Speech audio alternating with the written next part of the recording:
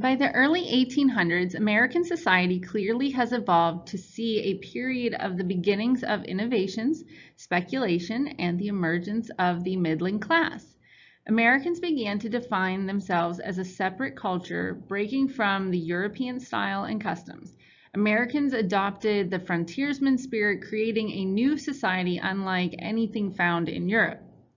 This American spirit became visible once westward expansion fervor erupted. As we know, the nation had been expanding throughout the Northwest Ordinance, the Louisiana Purchase, the Adams-Onis Treaty, the National Road, the Indian Removal Act, and eventually land will be promised to soldiers. The causes of this migration fervor lies with the American spirit of adventure. The strength of the federal government, clearly noted in the myriad of land acquisition treaties and purchases, the increased prices of wheat and corn pulling farmers to the Midwest, where the two can grow well, and the invention of the cotton gin. Cotton, as we know, is fickle. It must grow in specific locations and under specific conditions. Alabama and Mississippi will offer such conditions.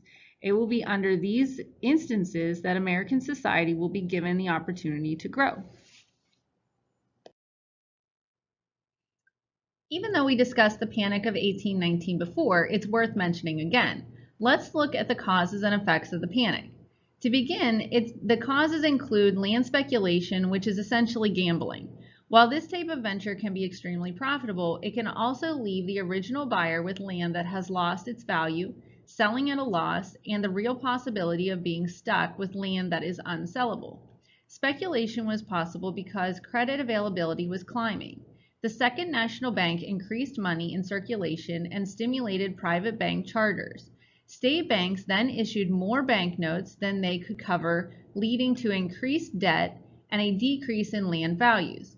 At the same time, bumper crops began to ship from Britain, undermining American farmers across the globe.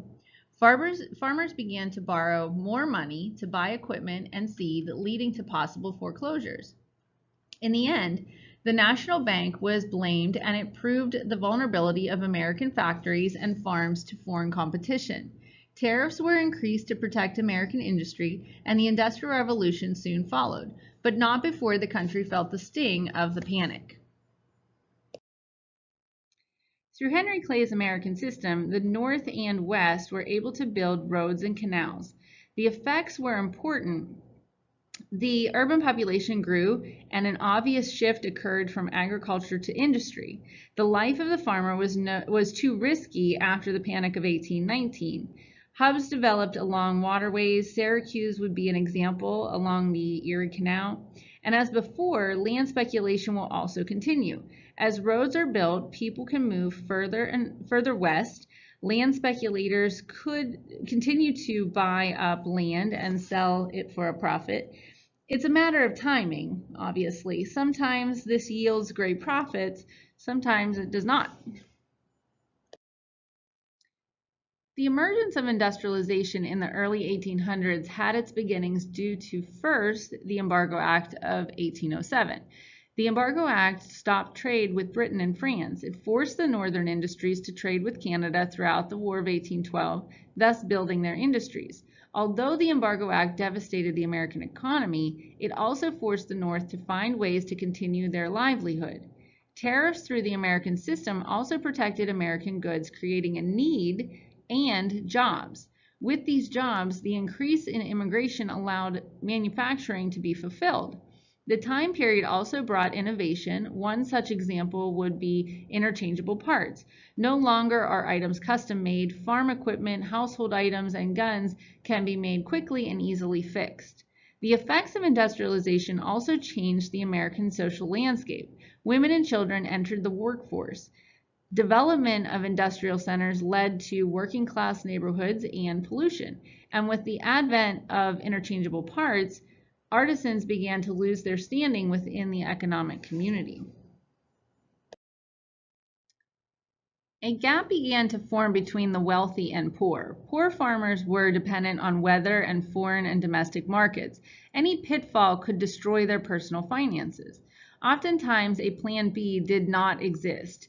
In the cities, the poor families relied on child labor to aid the family's income, and many lived in areas prone to disease, crime, and poor or non-existent education. The disillusionment of rags to riches was apparent. The wealthy farmers typically owned 75% of the nation's land, and by 1848 in the cities, the top 20% owned 96% of the country's wealth. The gap was obvious.